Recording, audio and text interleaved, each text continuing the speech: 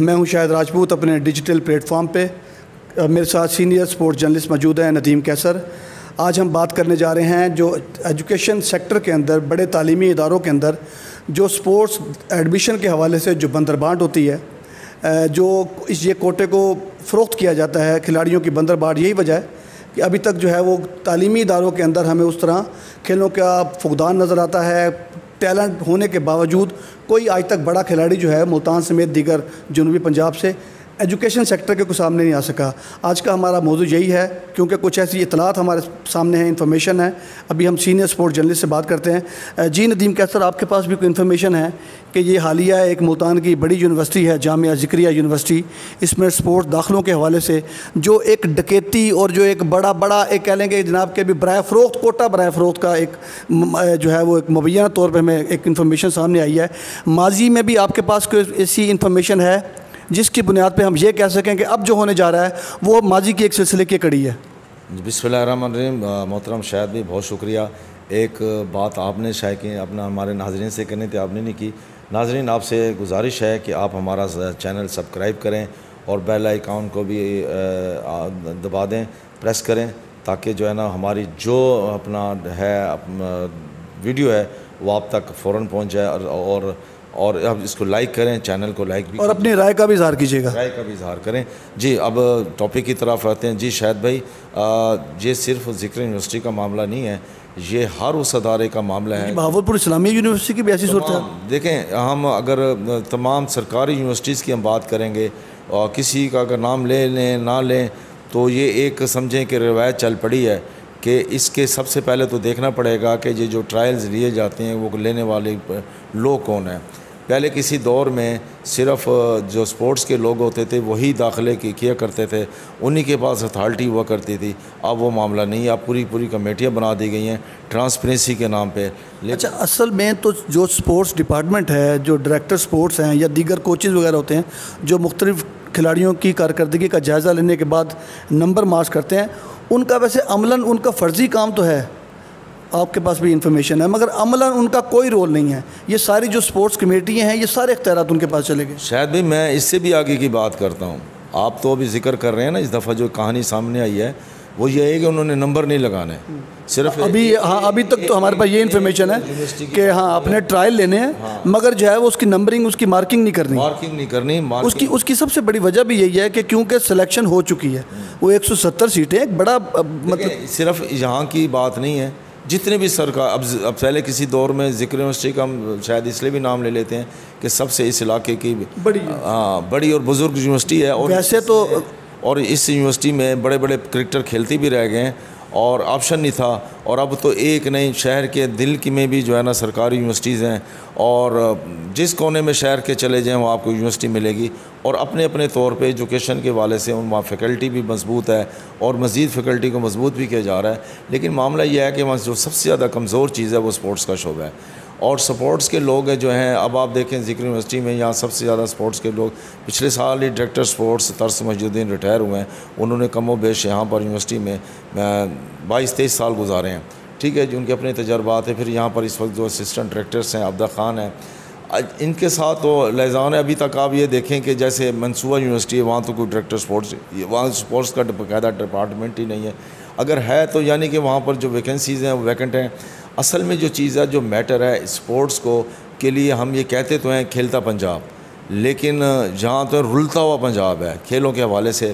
میں اس میں ایک معاملہ بات عرض کروں کہ جتنا میرا اس معاملے میں ایکسپیرینس ہے, جو چیزیں میں نے نوٹ کی ہیں وہ یہ ہے کہ اب تو پچھلے 5-6 سال سے جو بڑی بھیانک قسم کی صورتحال سامنے ہے, صرف ایک یونیورسٹی کی نہیں مختلف یونیورسٹیز کی, کہ وہاں کے جو ارباب اختیار ہیں جن کے حتمی دستخط ہوتے ہیں, میں کسی عہدے کا نام نہیں لوں گا, لیکن یہ ہے کہ جو اسائننگ اتھارٹی ہیں وہ کیا کرتے ہیں, وہ دیکھتے ہیں کہ ظاہر ان پہ پریشر بھی ہوتا ہے, لیکن ان کو ایک اصول اپنا لینا چاہیے کہ سپورٹس کا سیٹ پہ صرف سپورٹس کا ہی بندہ آئے گا.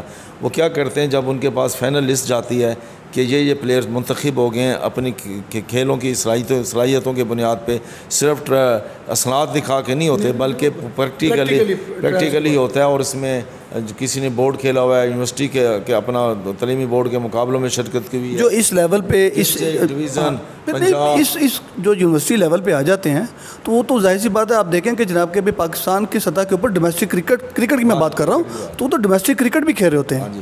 تو اس میں یہ ہے کہ صرف ایک قلم اٹھایا جاتا ہے اور اس سے بالکل ایک لکیر پھیر دی جاتی ہے کہ یہ جو ہیں، اور یہ ایک دو سیٹوں کی بات نہیں ہوتی، جو منتخب ہو چکے ہوتے ہیں ان پر ایک لکیر کھینچ دی جاتی ہے کہ بس یہ جو ہے نا بس سیٹیں جو ہے نا سپورٹس کی نہیں ہیں، لیکن داخلے ان سیٹوں پر سپورٹس کے نام پر ہی ہو رہے ہیں.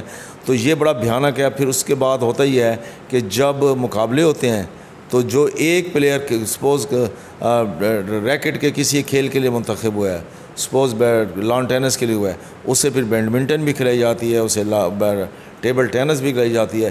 اور اس میں ایک دو پلیئرز ایسی بھی میرے نظر میں ہیں، خواتین گرلز میں سے بوائز میں سے بھی، جو اس وقت جنہوں نے پاکستان لیول پر رسائی حاصل کی ہے، پاکستان کی ٹیموں کو ریپرزینٹ کیا ہے، وہ اپنے دور میں روتی تھیں اور روتے تھے کہ بھی ہمیں تو اس ٹیم کھیل کے لیے منتخب کیا گیا تھا، ہماری ایفیشنسی یہ ہے، لیکن ہم سے تمام کھیلیں کھلائی جاتی ہیں، کبھی ان کو TADA کے نام پہ، کبھی جا کر اسپورٹس اسکالرشپ کے نام پہ. خیر جنوبی پنجاب کی یونیورسٹیز میں تو یہ ٹرینڈ ہی نہیں ہے کہ ان کو اسپورٹس پر اسکالرشپ دیا جائے کا ٹرینڈ ہی نہیں ہے. ہاں جو پنجاب کی خاص کر لاہور میں جو یونیورسٹیز ہیں وہاں پر مسابقت کا یہ ماحول ہے. وہاں باقاعدہ طور پر ایک اچھے کھلاڑی کو اس کی کارکردگی کے لحاظ سے ہاسٹل بھی فری کیا جاتا ہے، میس بھی فری کیا جاتا ہے، داخلے بھی فری کیا جاتا ہے، اور کارکردگی کی بنیاد پہ اچھا خاصا اسکالرشپ بھی دیا جاتا ہے. اس کی بھی سب سے بڑی وجہ بھی یہی ہے. آپ دیکھیں کہ جب بھی انٹر یونیورسٹی یا انٹر کالجیٹ کی سطح کے اوپر جو بڑے مقابلے ہوتے ہیں اس کی تمام وننگ ٹرافی جاتی بھی پھر ادھر ہی ہے نا. اس کی ایک وجہ یہ ہے کہ اب ہونے کیا لگا ہے، جنوبی پنجاب کا جو یہاں سے ٹیلنٹ ہے، وہ جسے کہتے ہیں نا کہ پاکستان کا ٹیلنٹ ملک سے باہر جا رہا ہے، اسی طریقے سے جنوبی پنجاب کا جو سپورٹس ٹیلنٹ ہے، بیشتر ٹیلنٹ ہے، وہ فلائی کر رہا ہے ٹوورڈز لاہور، اسلام آباد، ٹھیک ہے، اس طرح وہ فلائی کر رہا ہے. اور کیونکہ وہاں پر ان کے پاس اپرچونیٹیز زیادہ ہیں. پچھلے سال کی بات ہے، پنجاب ملتان کو ایک اسکواش چیمپئن شپ کی ایک اسکواش چیمپئن شپ کی میزبانی ملی. HEC کا پروگرام تھا، میگا پروگرام تھا، اور وزیر اعظم پرائم منسٹر کا وہ ایک سال پہلے کی بات ہے، پرائم منسٹر یوتھ پروگرام کا، ٹیلنٹ ہنٹ پروگرام کا وہ تھا، اسکواش کا ایونٹ تھا. اس میں ایک پلیئر اسلام آباد سے کھیلنے کے لیے آیا اسکواش میں، اور حالانکہ وہ ملتان کا تھا اور ملتان میں پڑھتا رہ گیا، سب کچھ کرتا رہ گیا، لیکن اس نے کہا جی میرے پاس اپرچونیٹیز چونکہ زیادہ تھیں اس لیے میں وہاں چلا گیا ہوں. اس کوشش کی گئی کہ اس کو کسی نہ کسی طریقے سے کھلایا جائے، لیکن وہ پلٹ کے واپس نہیں آیا. جی اس پروگرام کے اختتام کی طرف چلتے ہیں. دیکھیں اس وقت صرف جامعہ ذکریہ کی اگر ہم بات کریں، ملتان میں تو خیر جنوبی پنجاب کی ایک بڑی یونیورسٹی ہیں. اچھا یہ جو ایشو ہے یہ صرف جو سرکاری سطح کے اوپر یونیورسٹیز یا کالجز ہیں ان کا نہیں ہے.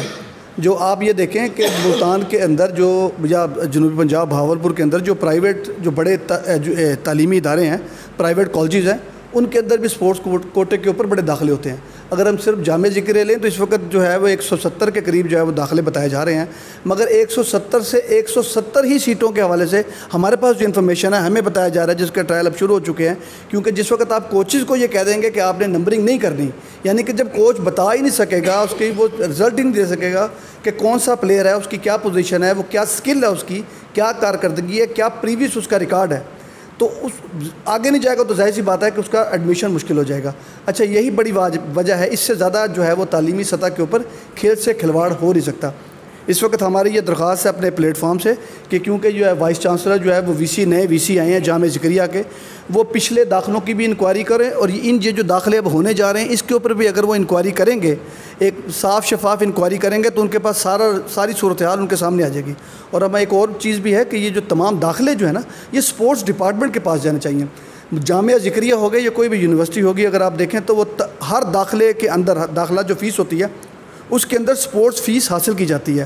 سالانہ اگر آپ دیکھیں تو پتہ نہیں مطلب کہ ایک تو 70 لاکھ کے قریب جو ہے وہ ایک انفارمیشن ہے کہ 70 لاکھ کے قریب سالانہ جو ہے وہ سپورٹس داخلوں کے اندر جو ہے وہ فیسوں کی مد کے اندر سپورٹس کی فیسیں وصول کی جاتی ہیں. وہ کہاں جاتا ہے, کدھر جاتا ہے, کس کے پاس جاتا ہے؟ اگر یہی صورتحال ہے کہ سپورٹس ڈاکوں یا سپورٹس ایڈمیشن کے اوپر جو اتنا بڑا ڈاکہ لگتا ہے, تو یہ صورتحال آپ کے سامنے ہے, جس سے سپورٹس کس حد تک جو ہے وہ مطلب کہ بھی اس کے ساتھ ناانصافی ہو رہی ہے. پڑھا لکھے کھلاڑی کا جو خواب ہے نا, کبھی شرمندہ تعبیر نہیں ہو سکے گا.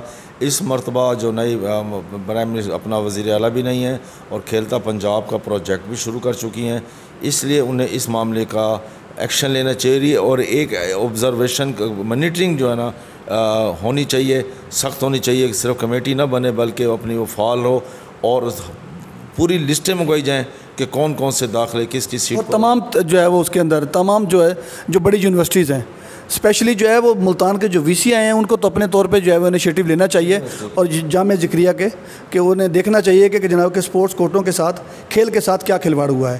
اسی کے ساتھ ہی ہمیں اجازت دیجیے, اگلے وی لاگ تک کے لیے رب رکھا.